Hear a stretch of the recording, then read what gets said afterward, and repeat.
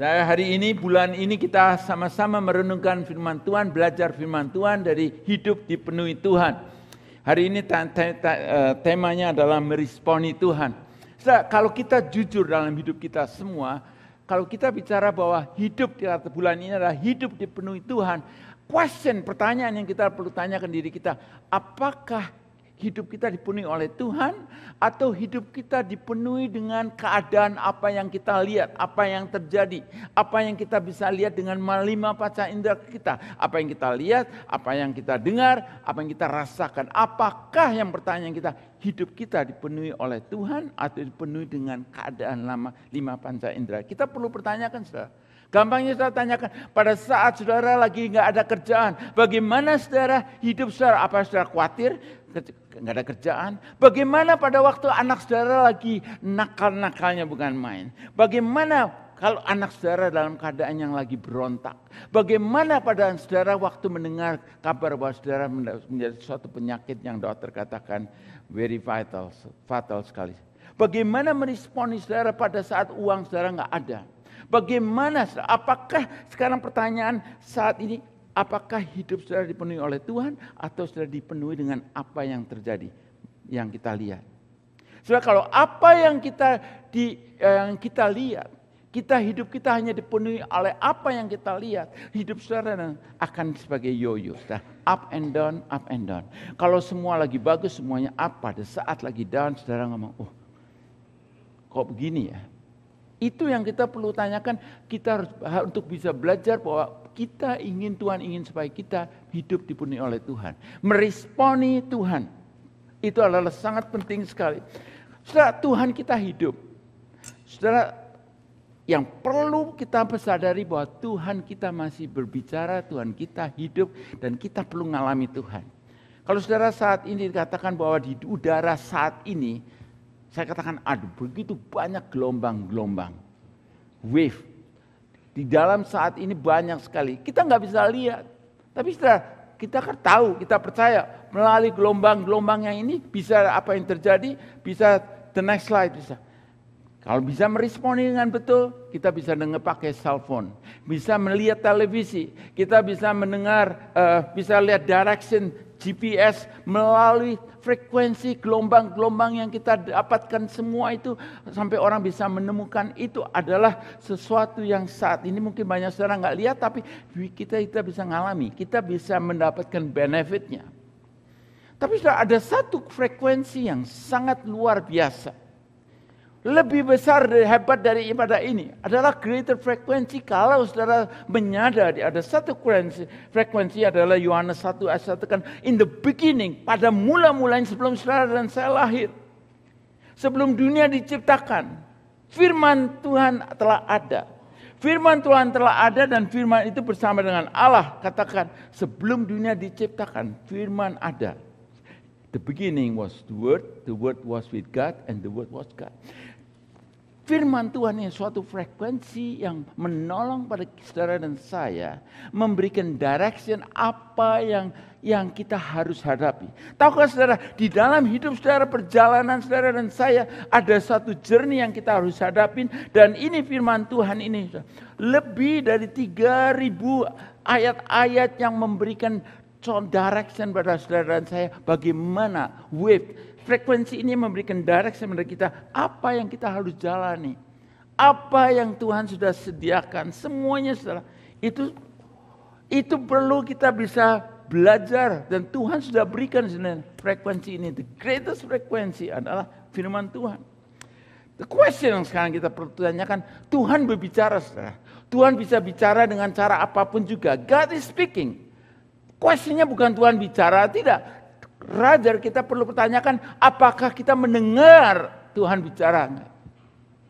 Kadang-kadang Tuhan bicara, bos, kita nggak dengar. Tuhan harus kirim geledek untuk kita bisa dengar. Kita perlu menanyakan, Tuhan, apakah kita bisa experience, sensing Tuhan lagi bicara? Pertama, saudara, kalau kita mau bicara meresponi Tuhan, kita pertama harus listen, mendengar. Saya percaya kalau Tuhan berikan pada kita 2 kuping, bukan 2 mulut, 1 kuping, setengah kuping. Tapi in reality, saudara, kalau kita harus jujur, kadang-kadang kita punya mulut 5 mulut, kupingnya mungkin setengah atau separuh. Kita lebih banyak bicara daripada kita listen. Problem dilihat-lihat di mana-mana problem. Kalau saya konseling banyak problem pernikahan, problemnya yaitu mengenai nggak listen. Suami ngomong sesuatu, istrinya nangkep begini. Saudara. Kita semua ada filter di dalam hidup saudara, kita semua ada filter. Kalau sudah ada problem dengan filter, kadang-kadang komunikasi yang satu ngomong hijau, kok bisa filternya kuning, jadi terimanya semua kuning. Saudara. Kita harus menyadari bahwa listen itu adalah sangat penting sekali. Nah, apa yang Yesus katakan, ini suatu menarik sekali. Di Lukas 10 ayat 38 sampai 42, setelah kita sama-sama, kita akan mungkin saudara lihat ayat ini.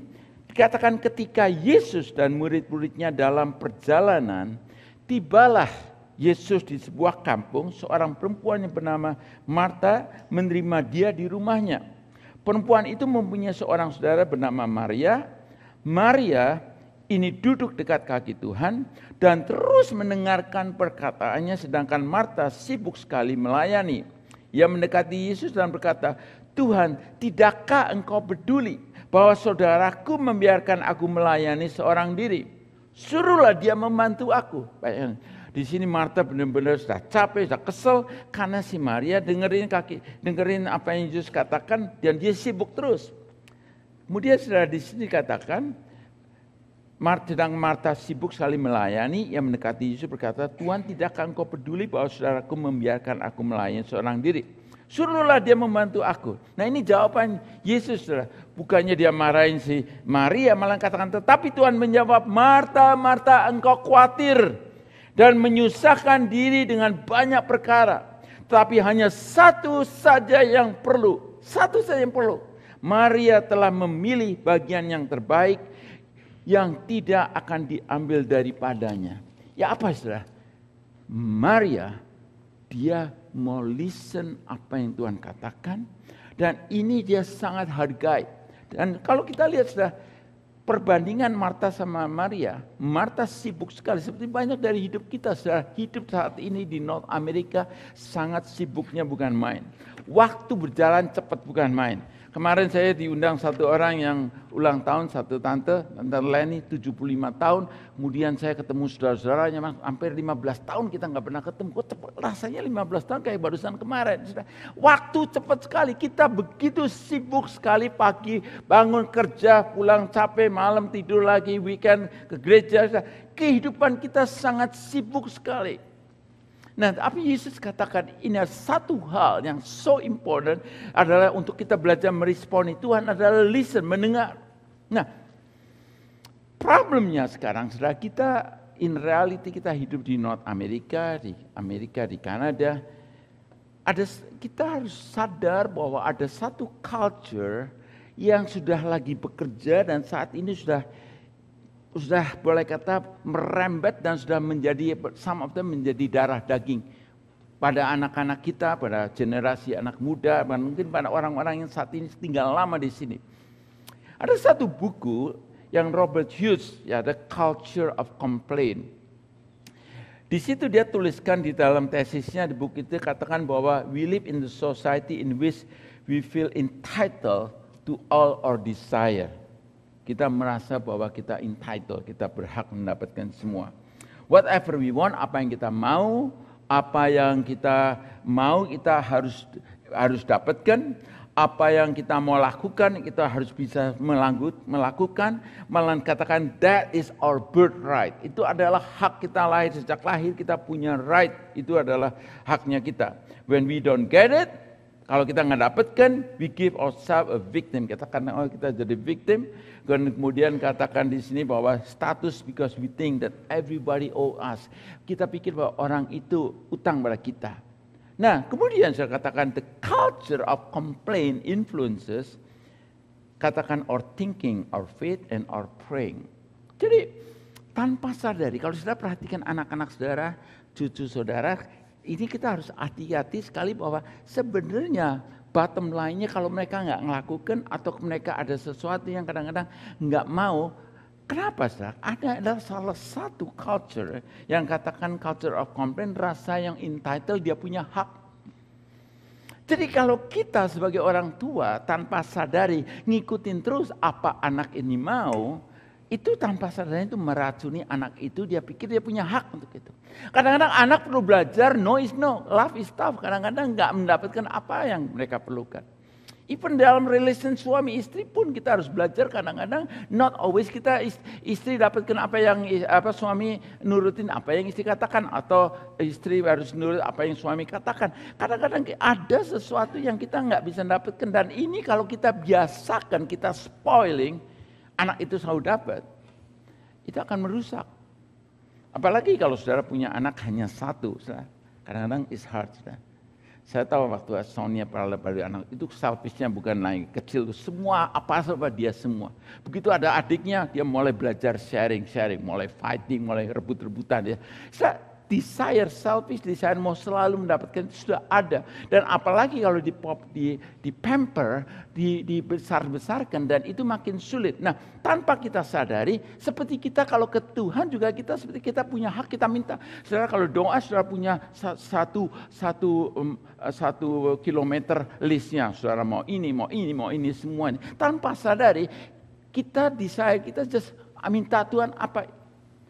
Sedangkan kalau kita lihat, untuk kita meresponi Tuhan, kita harus dengar bahwa Tuhan itu lagi bicara apa yang Tuhan katakan bagi kita.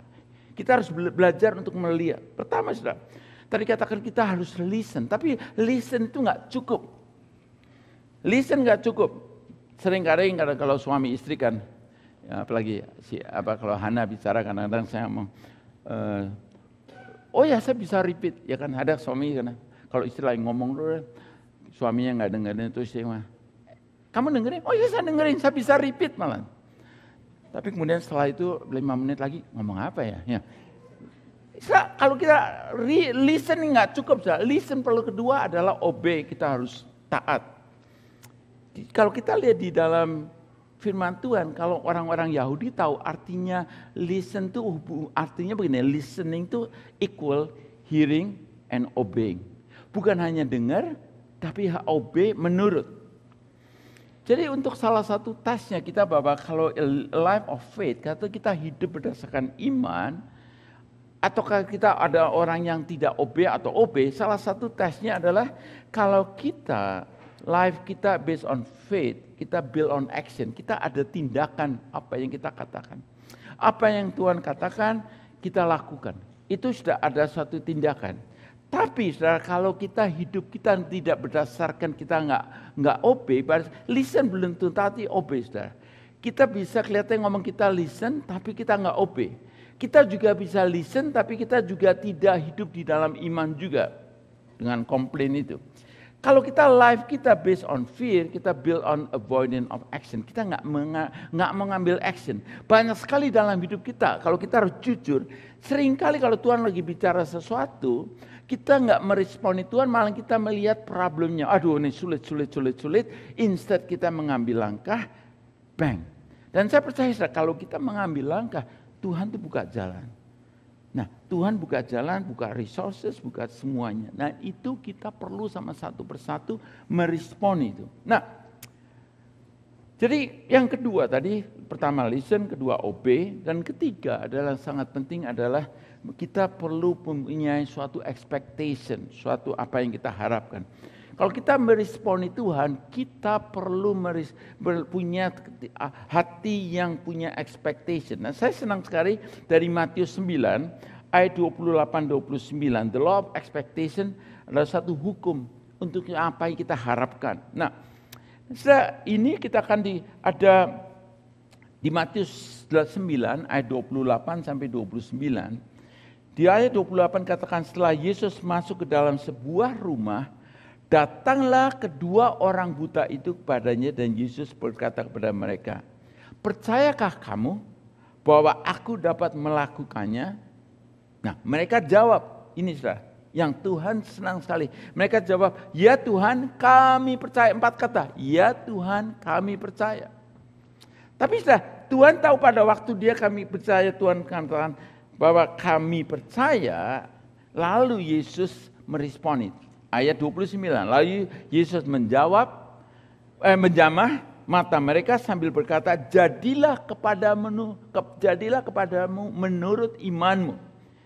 4 kata, 1, 2, 3, 4. Jadilah kepadamu menurut imanmu. Apa sudah? Berarti kalau kita meresponi Tuhan itu adalah kita beriman, kita punya suatu iman, suatu pengharapan, kepercayaan apa yang Tuhan katakan walaupun itu belum terjadi. Nah, untuk itu saudara, faith itu sangat penting sekali. Kita hidup by faith. Sebab itu katakan it is impossible to please God without faith. Nggak mungkin kita akan bisa berkenan pada Tuhan kalau kita hidup tanpa iman. Saudara tahu, dengar. Kalau saudara sebagai orang tua, saudara akan rasa bangga sekali kalau anak saudara trust kepada saudara. Rasa percaya kepada saudara. Maka saudara sebagai bapak, orang tua, sebagai ibu, sebagai bapak itu saudara rasa senang kalau anak saudara trust saudara. Demikian juga Bapa saudara kita, kalau kita percaya trust dengan suatu keyakinan trust itu, maka Tuhan akan dengan senang sekali akan memberikannya.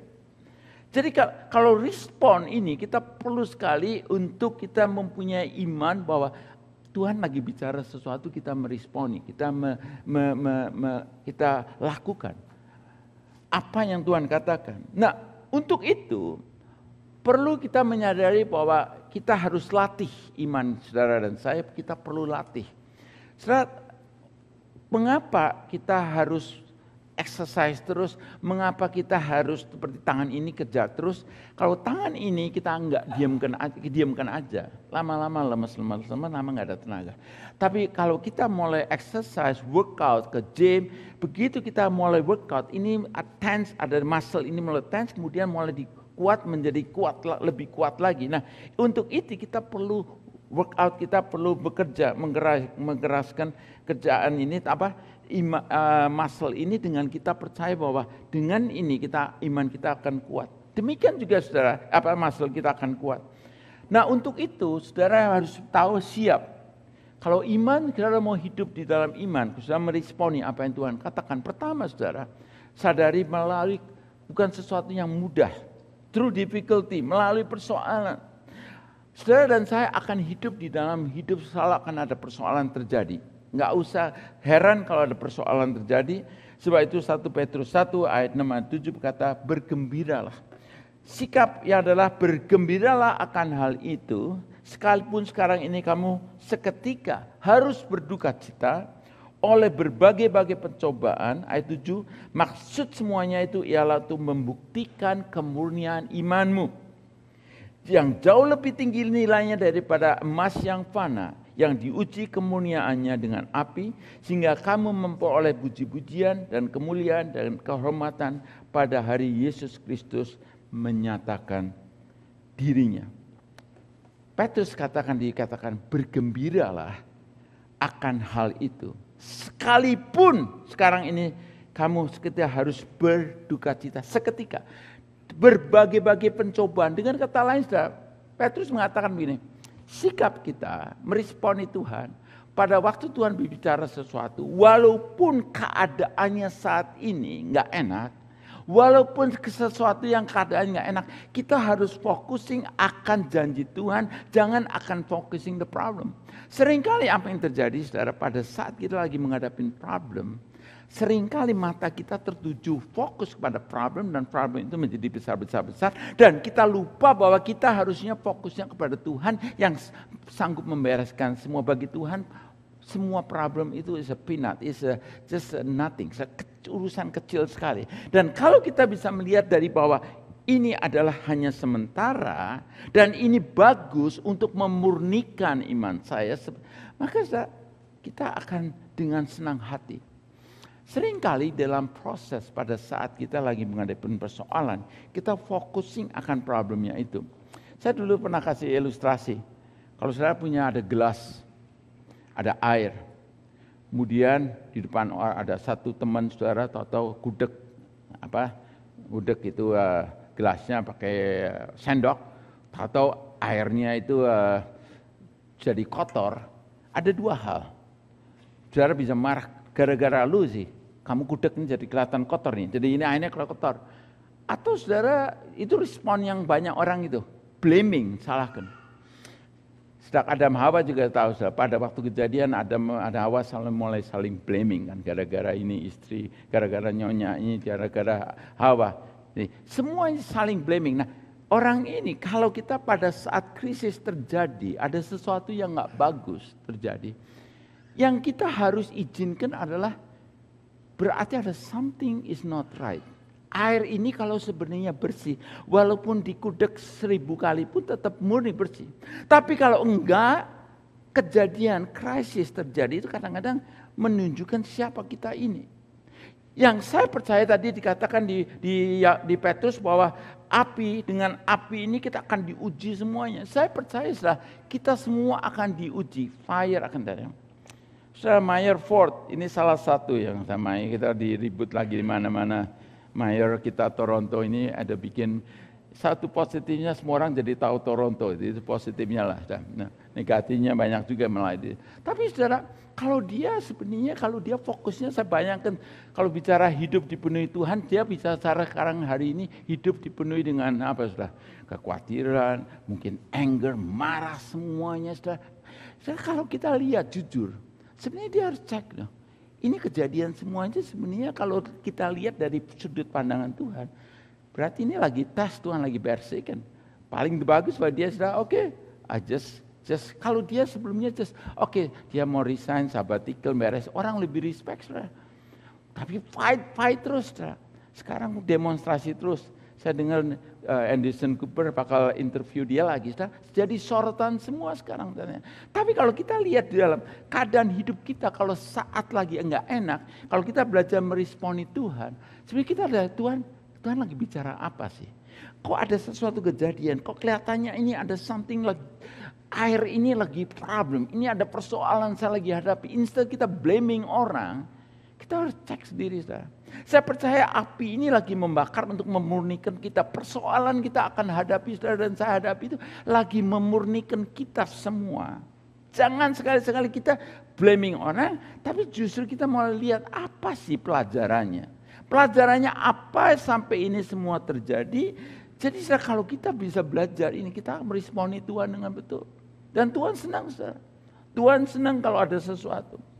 Satu kali ada di kota kecil, di pengadilan itu kan ada hakim, ada jaksa, ada pembela kan. Nah ini jaksanya dia undang satu nyonya tua di pertanyaan untuk menjadi saksi. Nah jaksa ini menanyakan kepada si saksi ini pertanyaan begini, Mrs. Thompson, do you know me?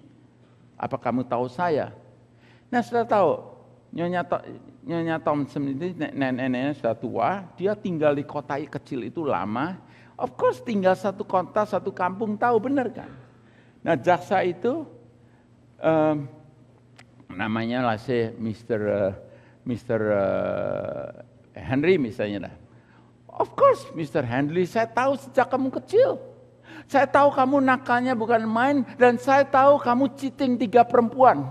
Saya tahu, malah dia cerita kejelekannya dia semua. Nah ini itu yang nggak dia sangka sama sekali. Kaget. Langsung dia pucat. Sebab ketahuan semuanya.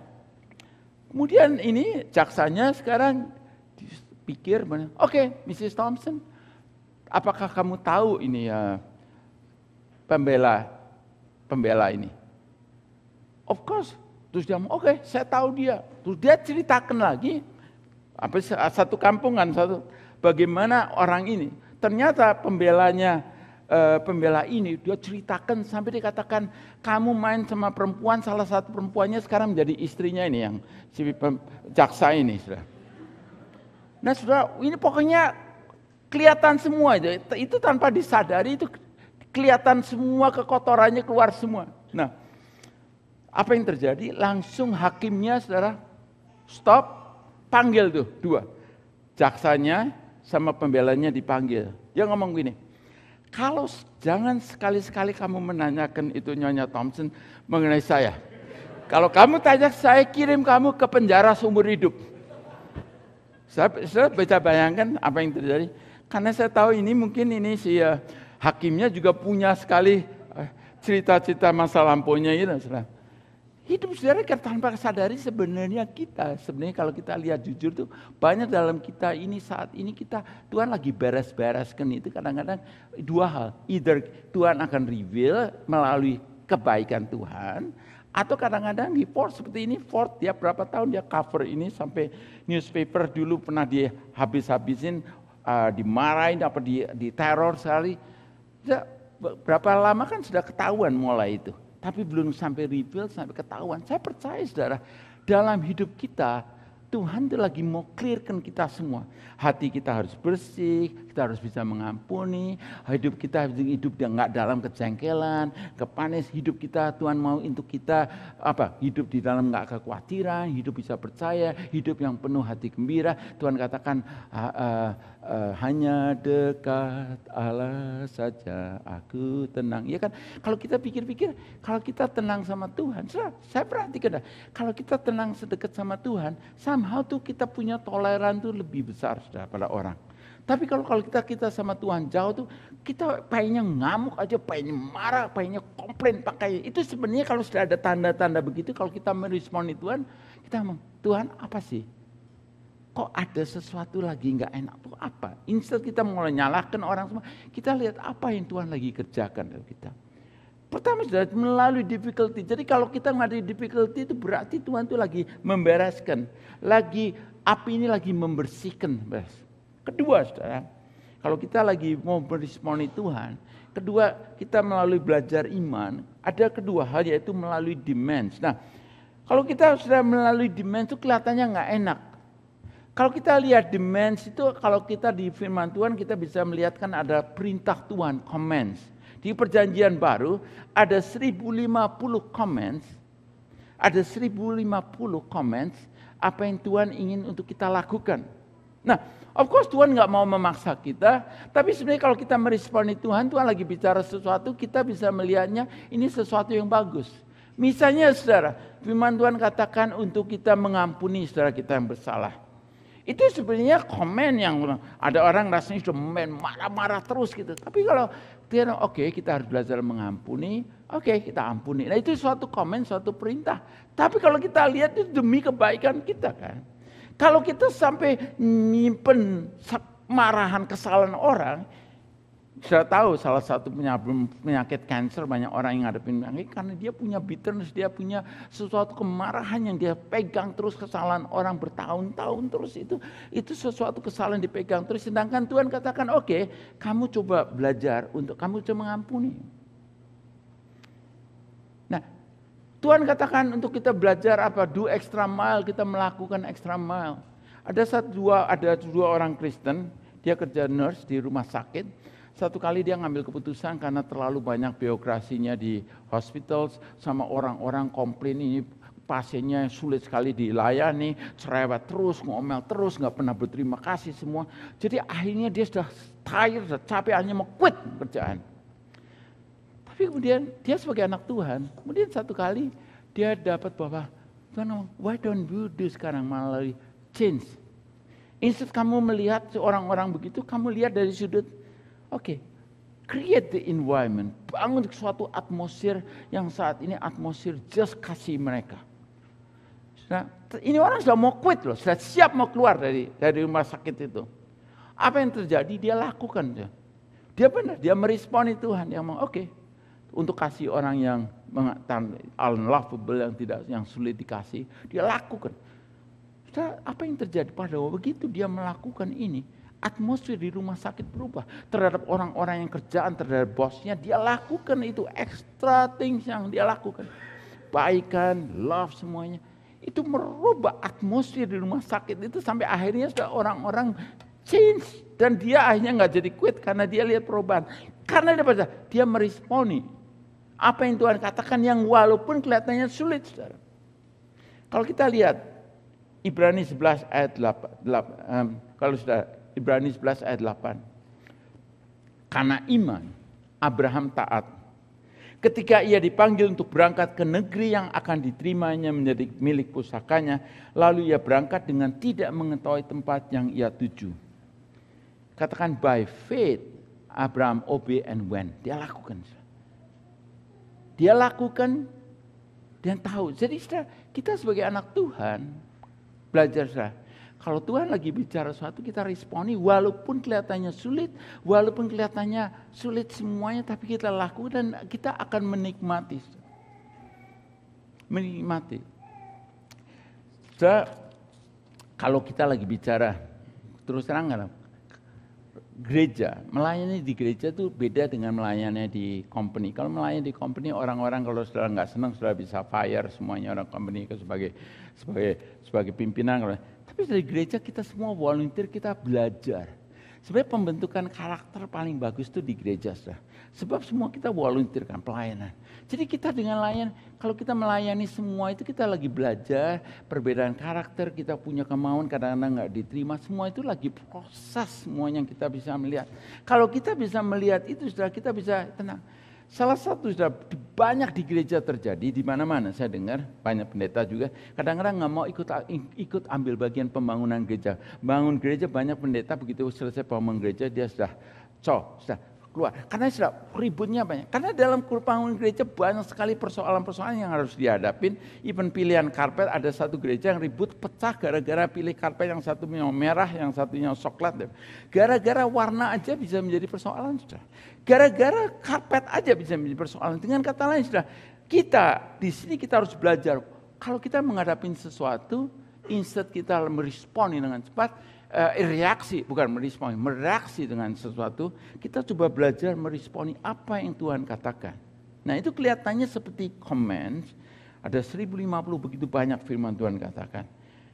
Dan saudara, ini yang kedua, true dimensi. Ketiga, ini yang enggak enak.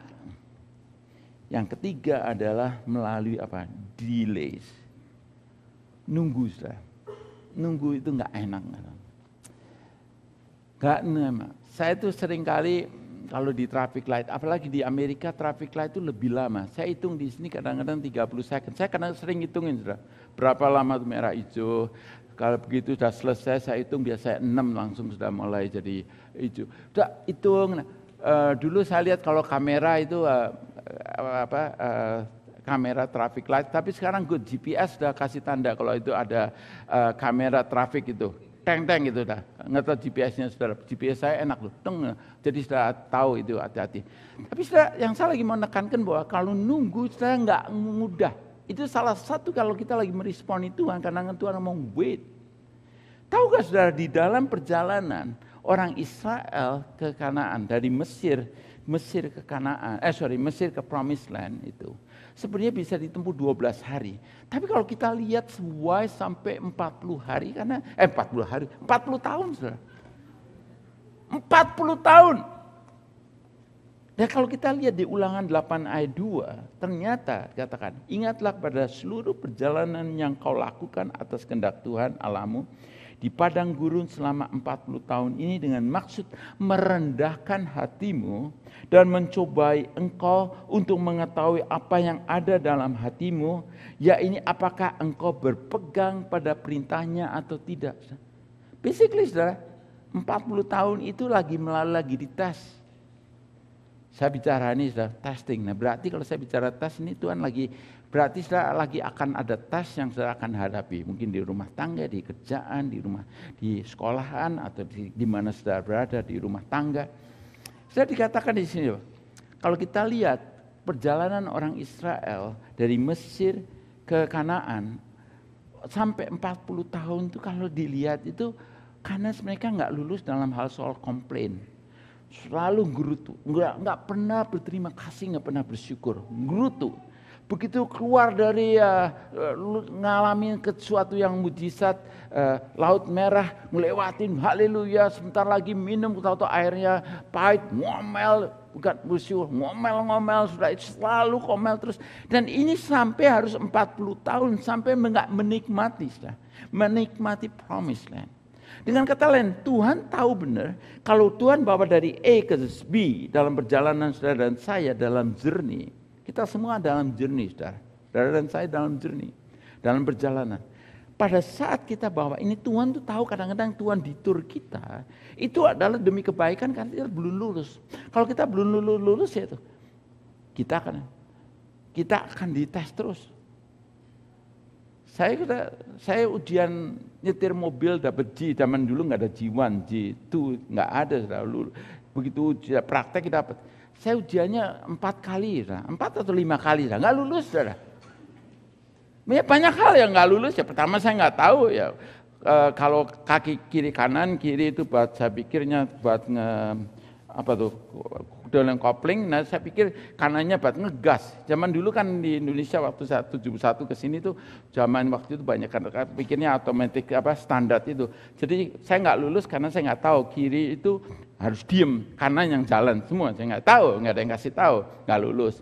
Kedua saya nggak tahu tuh kadang-kadang kalau itu di traffic di rail track itu nggak sih habis problemnya saya nggak baca si problemnya mau ujian nggak baca. Demikian juga banyak hidup manusia dalam hidup nggak baca ini, nggak baca manualnya. Sebenarnya manualnya kalau ada track itu kan harus berhenti pura-pura kanan kiri gitu kan. Saya nggak baca lulus jalannya itu misalnya gitu misalnya atau lampu merah itu kuning. Jadi pokoknya saya basicnya nggak lulus karena saya nggak baca bukunya, nggak baca peraturannya. Demikian hidup saudara. Dalam hidup kita seringkali kita nggak lulus karena kita nggak baca apa yang firman Tuhan katakan. Nah, orang Israel harus dihadapin 40 tahun itu. Katakan untuk apa? Untuk merendahkan hatimu, untuk mengetahui apa yang dalam hatimu. Dengan kata lain, Tuhan lagi kuak ini semua apa yang keluar dari hati kita. Hati yang penuh ucapan syukur, hati yang bisa menerima, hati yang bisa belajar mengampuni, hati bisa melihat bahwa Tuhan lagi rencanakan yang indah. Semua itu Tuhan lagi bereskan semua. Dalam proses itu, kalau kita sekarang bisa belajar tadi, melalui listen, kita obey, dan kita mulai belajar bahwa nggak mudah apa yang Tuhan berikan ini, tapi kita jalani terus, dan kita bisa melayani Tuhan kerja ada waktunya, semuanya waktunya, maka sudah kita bisa lulus dah. Kita responinya dengan senang. So itu saya mengajak saudara hari ini, untuk kita benar-benar kalau mau dipenuhi Tuhan, belajar respon. Ada sesuatu Tuhan lagi bicara sesuatu, Tuhan lagi speaking sudah. Dan kita langsung bereaksi, kita responding, yes Tuhan, I will do that. Mari sudah kita sama-sama berdoa, minta Tuhan untuk bicara ber kita semua. Bapak, terima kasih bahwa Engkau berbicara pagi hari ini juga untuk kami satu persatu. Engkau punya cara Tuhan untuk mengajar kami semua untuk bisa meresponi apa yang Engkau lagi ajarkan. Sebab itu kami berdoa Bapak biar Engkau sendiri Roh Kudus menerangi sehingga apa yang kami lakukan itu adalah seturut dengan apa yang Engkau sudah rencanakan. Ajar Bapak kami untuk bukan hanya listen, ajar untuk kami bisa obey, dan ajar juga Tuhan untuk kami bisa punya hidup berdasarkan iman. Bapak, kami mau menyenangkan hati-Mu dengan cara yaitu beriman. Walaupun kami tahu Bapak bahwa untuk beriman seringkali enggak mudah. Begitu banyak firman-Mu yang kami ingin mau mempraktekkan, tapi dengan kasih anugerah-Mu, dengan pertolongan Roh Kudus bisa menolong kami semua sehingga kami bisa Tuhan hidup selalu dipenuhi oleh Engkau Tuhan. Terima kasih Tuhan. Hanya di dalam nama Yesus Kristus kami berdoa ini. Amin.